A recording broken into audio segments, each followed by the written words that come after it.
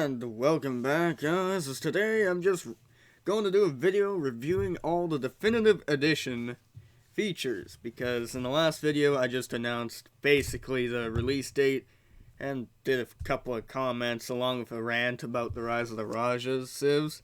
But this time I want to give it some actual due diligence and just look at the new features that are going to be coming out. So let's take a look, why don't we? As you can see, it says right away, I'm using the aoe2 wiki page for reference here, as I'm not reading all this out from a piece of paper or something stupid like that. Although that is useful at other times. So, new features.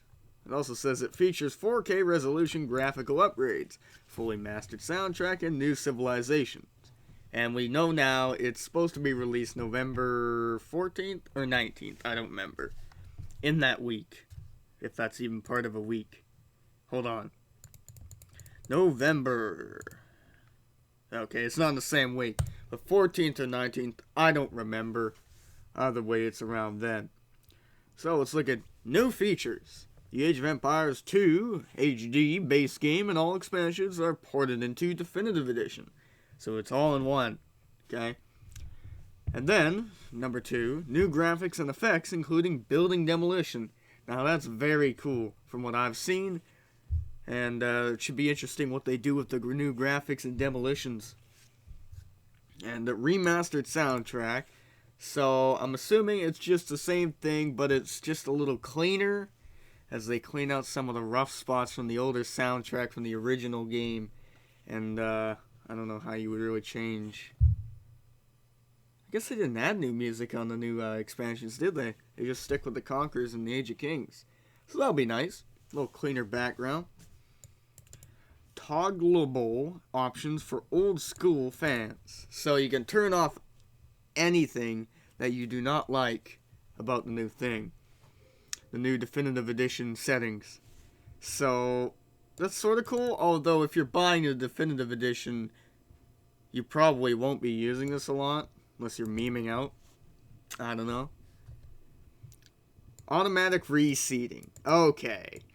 This is arguably the best feature they've added to the game. Automatic reseating of farms. Oh my goodness.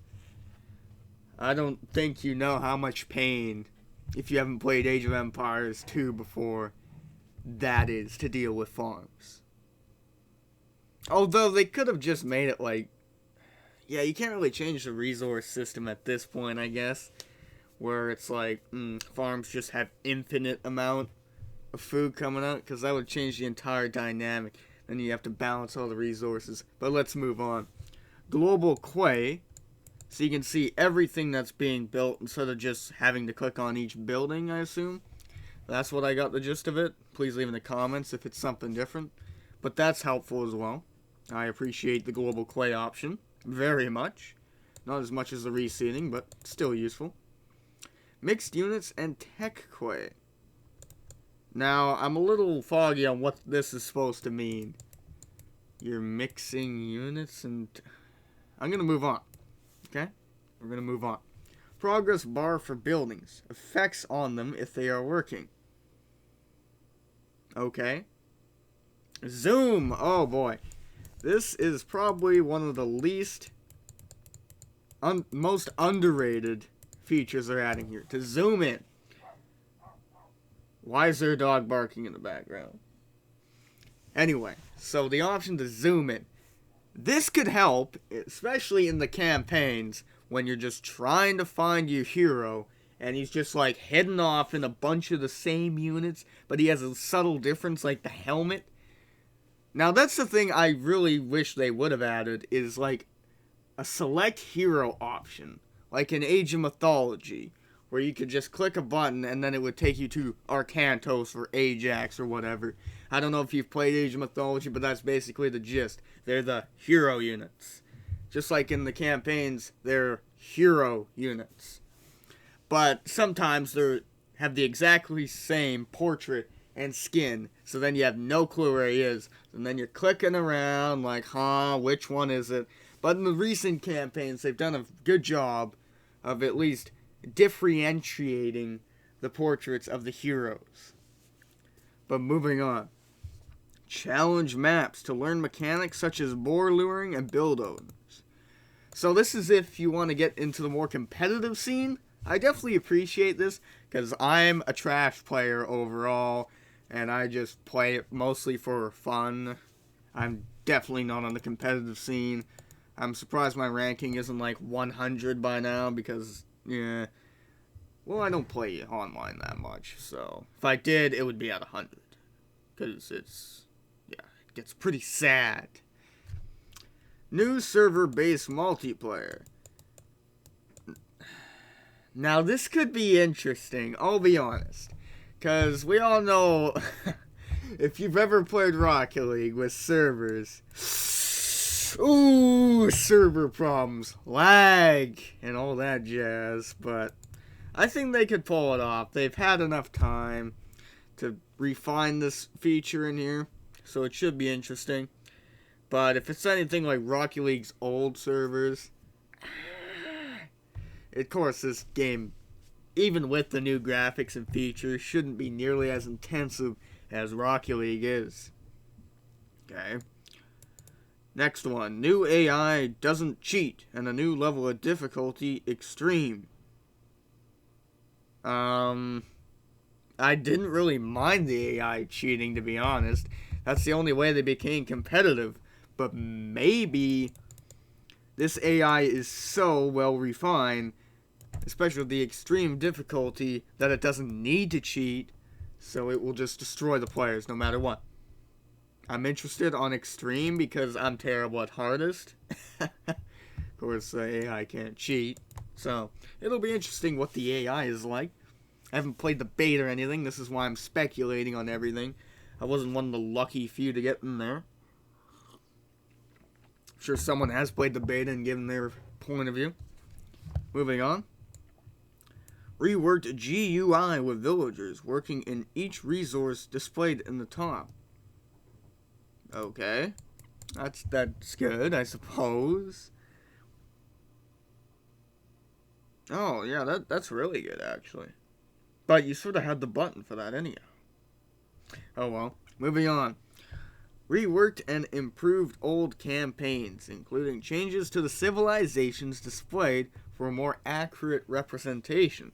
That is good. Good job there. Good on you.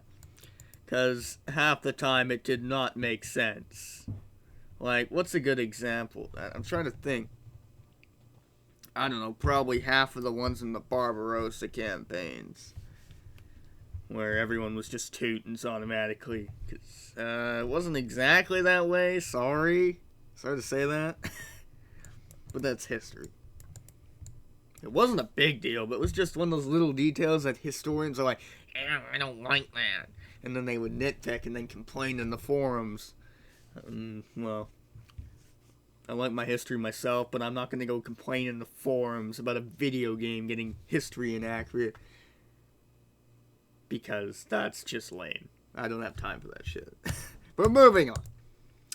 The last con's content. Now that's very obscure on what that's supposed to mean. I'm still trying to figure out what this is. It's obviously campaigns. So that's cool. But just putting this here is obscure. Moving on, includes popular mods like Small Tree and Grid. I do like Small Tree, and I don't really use Grid, because, well, no. Small Tree is good, though. Except when you're trying to do the El Dorado campaign, it sort of takes away from the map. Anything that's supposed to be, like, terrain-based, like the campaigns, I like going back to the old ones, or a normal terrain mod. Normal that isn't Small Tree, that actually shows the terrain, just to get that feeling of immersion, you know what I mean? But anyway, modding possibility via Age of Empires web. Okay, this is interesting. Just be interesting how they approach that. New units and objects and redesign for the old ones. Example, seawall.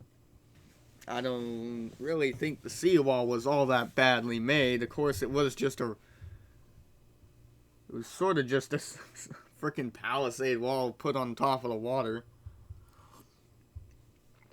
So that's good. Next, improve spectator mode in multiplayer, including native streaming support. I mean, streaming sort of works anyhow, but whatever. It's cool you're putting native streaming support. And cross-play between Steam and Microsoft Store. That's good, because more players to play against each other, usually the better. Of course, you're going to want to make sure that's refined, set out properly, so there's as little problems as possible. Imagine this, all of this will not be flawless by any means at the start. So, I'm expecting a few bugs and issues, but that's fine, because it's a pretty big update to an older game. New content, campaigns, Tamerlane, Tatar's campaign. Oh, it's just giving the name of the people, not the actual campaign name. Why don't you just call it Tamerlane? And Velo Bulgar's campaign. And Khotan Khan, Humans campaign. I mean, you could just... I guess you couldn't really do Khan. You could do Khotan Khan campaign. I don't mind it being the campaign named after the main hero, because it usually makes the most sense. Moving on. Civilizations. Bulgars, or Bulgarians, Lithuanians, Cumans, and Tatars. Now, I'm interested to see the final two, because I'm not exactly familiar with those two civilizations as a thing in history, but I'll do my research. And here's a video of the gameplay trailer, as you can see.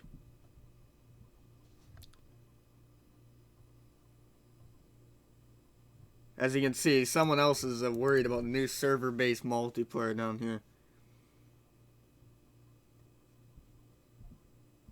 Yeah, even I was a little bit speculative on that. There is a LAN option, though, apparently, to this guy. But anyway.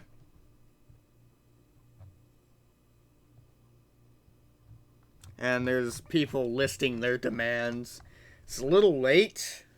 Just like I'm complaining about no hero option. It'd be interesting if you could have, like, I don't know, heroes for each civilization. But that might be a little too much to ask for, because then that adds another dynamic to the game. But if it's like one hero, they usually don't make that much of a difference anyhow. So it'd just be an interesting Easter egg to whatever civilization it is. So the France could have, like, Charles Martel, Joan of Arc, or it could, like, rotate between who you can spawn, and then it costs a certain amount of resources based on their strength.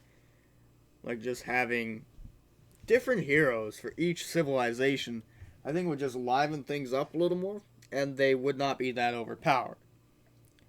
Except for the Shah, of course. He's the most overpowered hero in the entire game.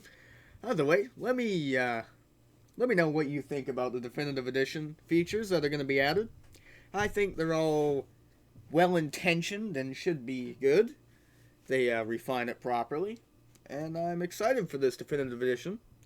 And I definitely will be buying it and playing it, even with all the bugs and problems. Of course, I'm not going to be a big online guy, at least for now, till I am amazingly improved by about 1,000% over the next year.